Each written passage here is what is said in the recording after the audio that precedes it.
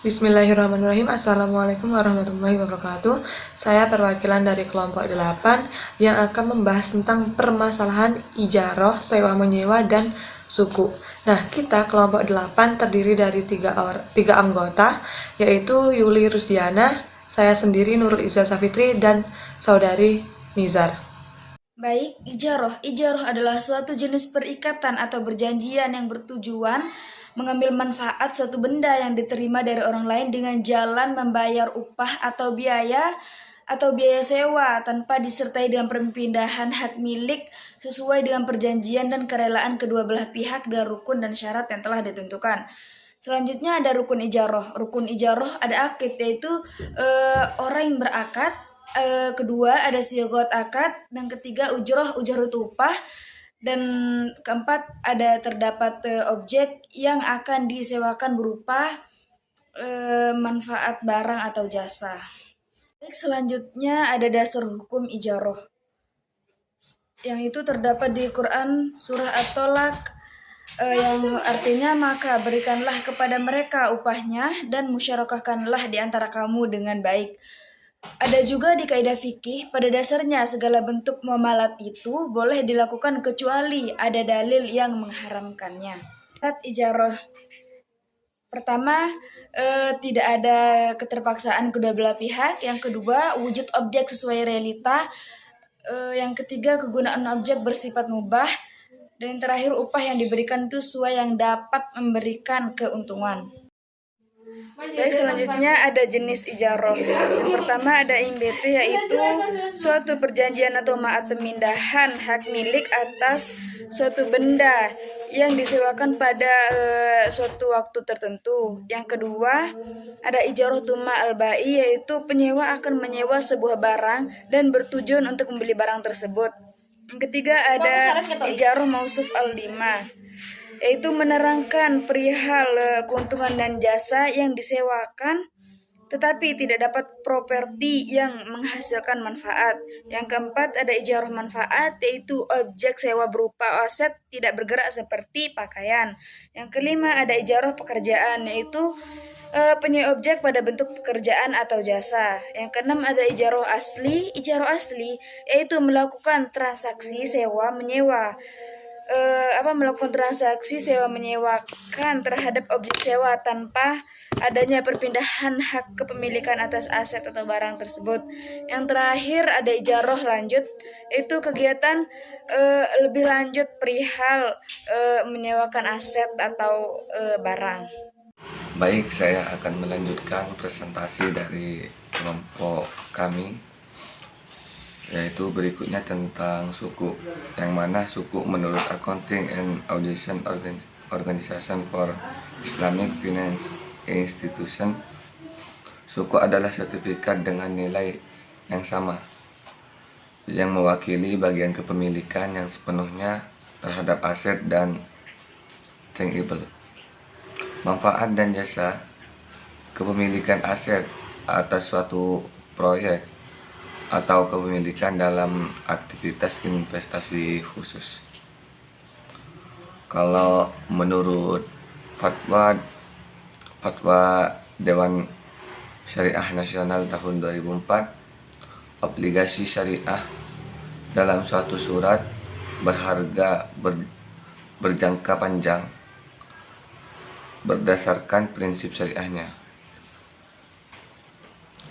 yang dikeluarkan emiten kepada pemegang obligasi syariah, yang mewajibkan emiten untuk membayar pendapatan kepada pemegang obligasi syariah berupa bagian hasil atau margin fee, serta membayar kembali dana obligasi pada saat jatuh tempo.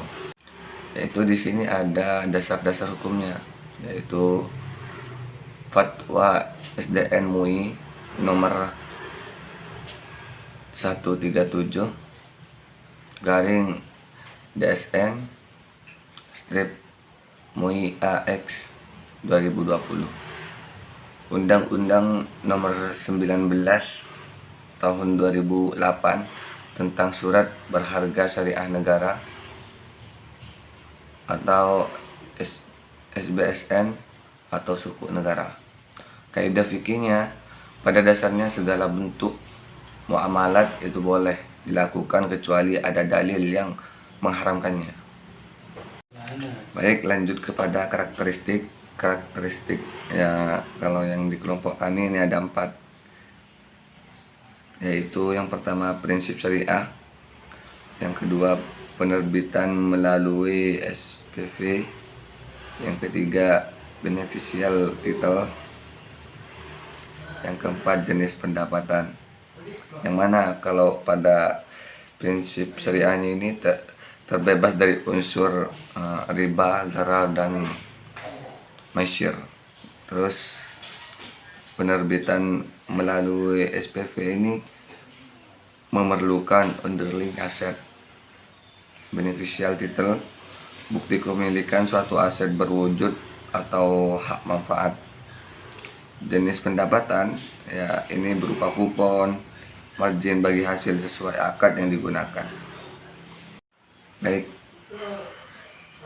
lanjut ke slide berikutnya, yaitu suku VS, yang mana di sini ada 3 bagian, yaitu deskripsi, suku, obligasi. Yang di deskripsi ini ada penerbit, terus di sukunya ada pemerintah dan korupsi. Selanjutnya di obligasi ini ada pemerintah, korupsi. Terus di deskripsi ini ada sifat instrumen. Di sukunya ada sertifikat kepemilikan, penyertaan atas sesuatu aset investasi. Di obligasinya ada instrumen pengakuan utang, surat utang. Di deskripsi ini ada penghasilan, di sukunya ada imbalan bagi hasil merjan. Obligasi, bunga, kupon, capital gain. Jangka waktu pendek menengah, di sukunya itu pendek menengah, sedangkan di obligasinya menengah panjang. Kalau di deskripsinya ada underlying price, jadi di sukunya itu marketplace price. Terus di obligasinya ada market price juga, price. Jenis investor syariah dan konvensional, sedangkan di obligasinya ini konvensional.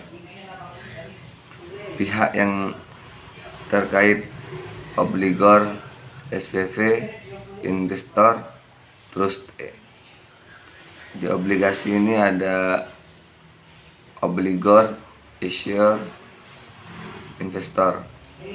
Di sukunya, di deskripsinya ada penggunaan data, sukunya ini harus sesuai syariah, sedangkan obligasinya bebas. Lanjut kepada slide berikutnya, yaitu jenisnya, yaitu ada 2 di sini, yaitu yang pertama suku yang dapat diperdagangkan, terus yang kedua suku yang tidak dapat diperdagangkan. Yang mana suku yang bisa diperdagangkan ini yaitu rentetannya, yaitu dari akad mudharabah atau muqaradah, terus ke akad musyarakah, yaitu ke akad ijarah. Sedangkan yang rentetan yang tidak dapat diperdagangkan yaitu akad salam, akad istina, akad ijarah. Saya akan menjelaskan tentang permasalahan ijarah, yaitu sewa menyewa. Nah, yang pertama adalah bagaimana jika terdapat kecacatan setelah jatuh tempo pengembalian barang. Jadi waktu pengembalian barang tersebut yang disewa itu mengalami kecacatan. Nah, menurut saya jika terdapat cacat akibat pemakaian penyewa terhadap barang yang disewa, maka penyewa itu wajib memberikan ganti rugi kepada pemilik, karena yang salah itu yang nyewa, seperti itu. Untuk yang kedua, penyewa meminta untuk mengembalikan barang yang belum jatuh tempo. Nah, untuk cara menyewa sendiri, ketika kita menyewa barang itu terdapat waktu. Nah, ketika penyewa meminta barang sebelum waktunya, maka itu ketika penyewa diminta untuk mengembalikan barang yang disewa sebelum jatuh tempo itu, pihak yang menyewakan harus memberikan kembalian atau ganti rugi kepada penyewa dengan jalan menghitung nisbah waktu atau atas harga ketika jatuh tempo kontrak.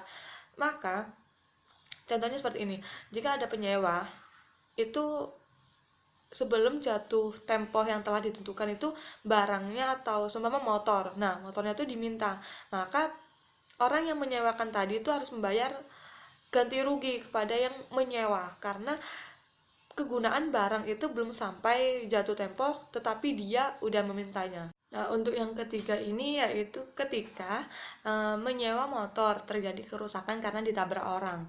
Nah, dan penyewa belum melunasi karena belum jatuh tempo. Apakah penyewa harus mengganti rugi? Nah, di sini karena mengalami kecacatan. Nah, kecacatan itu bukan salah dari penyewa atau yang menyewa. Nah, kendala permasalahan ini yaitu mencari solusinya dengan akad. Apa akad yang akan digunakan? Apa akad diputus dengan jalan ijaro ataupun jual beli? Jadi ada dua opsi, ijaro atau jual beli. Nah, ketika diputus dengan ijaro, pihak yang menyewakan bisa berlaku sebagai penanggung ataupun ganti rugi. Jadi yang menyewakan itu yang ganti rugi. Nah, dan apabila yang putus dengan jual beli, maka nasabah atau penyewa itu yang menjadi terbebani untuk menjadi ganti rugi. Jadi kesimpulannya kalau yang kan tadi ada dua opsi, yaitu ijaroh sama jual beli. Kalau yang ijaroh itu yang nanggung itu yang menyewakan. Nah, kalau yang jual beli itu yang menjadi tanggungan itu yang penyewa, seperti itu. Baik, selanjutnya saya akan menjelaskan tentang permasalahan suku. Nah, suku itu dimana telah dijelaskan oleh rekan-rekan saya sebelumnya. Nah, di sini permasalahannya yang pertama adalah apakah dana hasil penerbitan suku itu boleh digunakan untuk segala hal. Nah, dana suku itu boleh digunakan untuk segala hal kecuali tanpa menyimpang dengan prinsip syariah. Jadi dana suku itu boleh digunakan apapun karena dana itu sudah menjadi hak milik, tetapi tidak boleh digunakan seperti halnya membiayai pembangunan pabrik minuman keras, narkoba, kayak gitu, karena narkoba atau minuman keras itu haram. Jadi dana itu tidak boleh digunakan menyimpang dari prinsip syariah, seperti itu. Yang kedua, permasalahan yang kedua adalah peran suku ketika masuk pasar modal. Nah, di mana di dalam pasar modal ini prinsip obligasi itu mengikuti obligasi konvensional dan hal ini berlaku umum. Nah, ketika pihak LKS yang terjun dalam pasar sekuler ini tetap memiliki kewajiban mengikuti aturan yang berlaku. Nah, di mana alhasil pihak emiten syariah itu tetap harus mengikuti aturan wajib membayar bunga. Nah, sedangkan dan pendapat yang bersifat tetap berbasis modal penyertaan terhadap pembeli suku yang diterbitkan. Nah, di mana hal tersebut bertentangan dengan prinsip syariah daripada suku. Karena suku itu kan syariah, tetapi ketika dia di pasar modal, dia obligasi itu harus membayar bunga. Nah, di sini permasalahannya karena bertentangan dengan syariah. Terima kasih kami ucapkan atas perhatiannya. Apabila ada pertanyaan, silahkan disampaikan waktu kita diskusi. Apabila ada salah kata dari kami, mohon maaf sebesar-besarnya. Wassalamualaikum warahmatullahi wabarakatuh.